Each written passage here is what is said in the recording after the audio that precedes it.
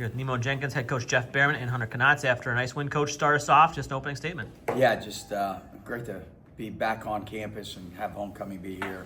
Great to see so many alumni, and we were honoring some former championship football teams and the Uritas family, which Ted Uritas, very important here for us to recognize them through the Gridiron Club, and the Dave Rostocka Hall of Fame hallway was awesome as well. So just a great day all around on campus and in the community. So just really proud of the team and the players. They prepared really hard this week, and a lot of people would have looked at our win last week and thought, there'll be a letdown, but that's not what this team's about. They know every opportunity is not guaranteed for them, and they're going to take advantage of it, and they did that today. Hey, Coach, your first team unit, first 8 possessions, 8 touchdowns. I mean, you can't get more efficient than that. And you mentioned how this isn't what this team is about in terms of a letdown. I mean, but to go 8 for 8, I mean, that's pretty crazy. I mean, to see that kind of efficiency. Well, the running was 377. I think it's a season high. Did you guys think this was going to be a day to kind of bust out with the? I mean, we wanted to, yeah. I mean, it was definitely an emphasis throughout the week that we wanted to, get that run game back on track here, and we knew we really were confident that we could do that. They run a very Wooster that I thought their kids were coached really well, and they played really hard. There was no quit in that team at all. So I think coach is doing a great job over there. But they run a system that is a 3 safety system that makes the run game pretty hard. But I thought our offensive staff put a really good plan together. But more importantly, our players executed it, and they were able to perform and run the ball today. Nemo, 7 rushing touchdowns as a team, as a unit, with everybody involved. And what was that like out there, just to see all these holes open and just kind of running wild? I mean, it was great. Like Coach just said, this week we emphasized, we want to run the ball. We will run the ball. And, we seen the defense before. Like, last year we played against Ohio Northern. So it was pretty, common for us to know what we got to do and run the ball. So, Coach, homecoming is always festive and the guys are always jacked.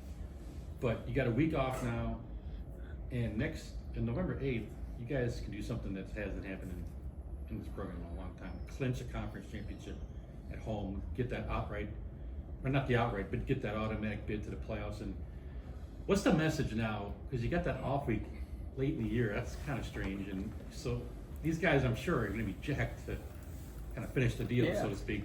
What's the message?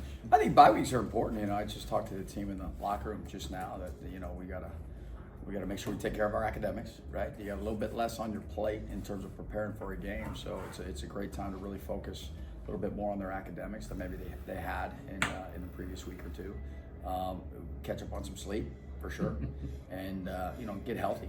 We still got bumps and bruises from the season, so this week will be a good week to be able to get that. I mean, we'll still. They'll be off tomorrow, which is our normal week, and then we'll team meet on Monday. We'll get through the film, we'll get in the weight room, get our lifts in, and then we'll get in the pool on Monday afternoon, and then we'll practice Tuesday, Wednesday, Thursday, and then they'll be off Friday, Saturday. So there's still work that needs to be done, and we'll keep them fresh. There's the thing that we've learned about this team is preparation's important to them. They understand the importance of it. That's why we talk about sharpening the axe, and these guys believe in that. So they know what they have to do, but also they have a lot of fun playing football too. And they work really hard throughout the week, and then Saturdays we want it to be fun for them. And they had some fun today. Hunter, I know you just finished this game, but can you guys start feeling this happening with the ability to clinch the championship in 2 weeks and get that outright or get that playoff bid? I mean, we haven't really thought about it. We're thinking about 1 week at a time and just focusing on what we need to do to get better, and it's all about us. We've every day in film we're talking about what we individually need to do better, and I think what comes after that is an afterthought. We want to worry about how we're going to prepare. Just in the defense, I mean, 163 yards, they had 80, I think, on one play. So it's essentially 80 yards given up pretty much the whole game. I mean, defensively, how would you kind of grade or talk about how they played? I mean, I'd say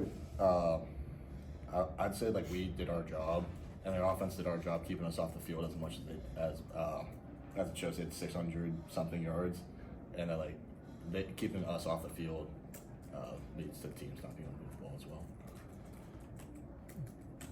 Good job. Awesome. And then for you, Nemo, hey, the offensive line really started to gel as a unit and really be, develop. Talk about your relationship with the O-line and how that, units really come together. The whole running back room, like we're with the O-line like 100% of the time. Like all the meetings, we start with the O-line. We're in the locker room, we're next to the O-line. So like I just think like we just built this like kind of like bond. It's more than just chemistry, just like it's like a real like bond, like a real brotherhood. So they know what needs to happen, and they trust us and we trust them. And I think that's just what it's all about, is just that trust with each other. Awesome. And then for you, Hunter, the defensive line has really developed as a unit. Just talk about the development and how the unit's gotten stronger and stronger, really started to dominate the line of scrimmage as the season continues. I honestly think it comes from like our first D-line was Bang and Joe. They all have experience from last year, and then them like just like gelling with me, Ivory, and Joe, and like watching the film with them, be like, hey, I see what you're doing here, and like them just like telling us like tips and tricks on how to like get better at what we're doing. Awesome, fantastic. Coach, what was it like not having to play in the dark? Yeah, I mean, if we talk about, I tell you what, it's interesting. We talk about winning in the dark, right? That's part of preparing, right? We talk about winning in the dark throughout the week, and I guess we had to literally win in the dark last week. So, but no, guys have been great, and really proud of them today. Last thing, you go through a 10-week season and only have 4 games at home. That's tough on a team. You mentioned all season long about having that road warrior aspect, but they have 2 games now back to back, and you can sandwich that in with a bye, or whatever, an off week.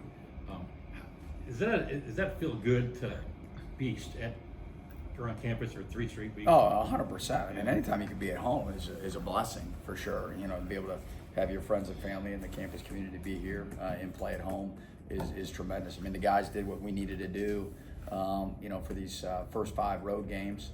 And, we got one more road game at the end of the season. But, knowing that we were home this week, have a bye, and then have another home game after the bye is a good feeling.